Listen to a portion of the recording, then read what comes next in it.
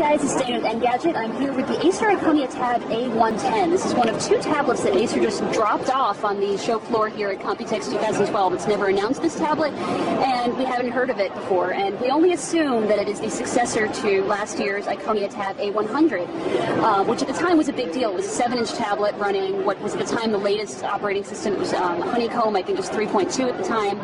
And so now this year, of course, it's going to ship with ice cream sandwich. As you can see, it's gotten that kind of facelift. But it's also gotten a design sort of facelift as well. It's gotten a makeover. It now has this really matte finish here. It's very plain, but at least it seems fairly resistant to scratches and to fingerprints. And it's also a lot more gender neutral than the other design. The other design was a little bit flowery, a little bit polarizing, I think. So it's plainer. It's definitely thick for a tablet. Even it's definitely going to be thick compared to other 7-inch tablets. Again, if this is as budget-minded as the A100 was, that might not be an issue for some shoppers. What you're looking at here is a 7-inch display with 1024 by 600 resolution. The viewing angles aren't great, but again, not the sort of thing you might prize if you're a budget-conscious shopper.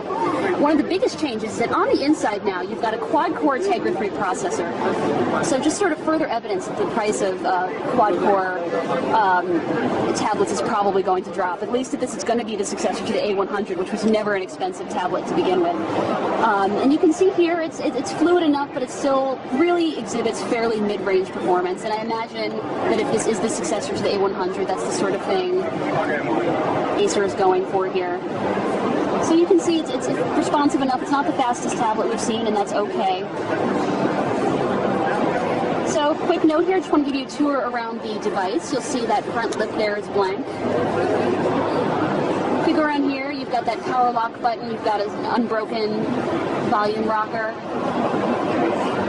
That is a micro SD slot there. That's a headphone port. And then you've got HDMI and USB. And we're told, I mean, of course all the specs are subject to change, but right now we're hearing it's going to have 8 gigabytes of built-in flash storage, and of course you can buffer it and complement it with that micro SD slot, and it's also going to have 1 gig of RAM is what we're hearing. And you're looking at a 2 megapixel camera up there. And of course it has all the radios in tow that you would expect, Wi-Fi, GPS, etc.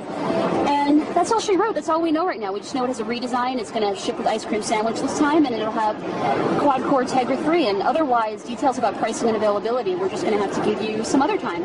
Thanks, everyone.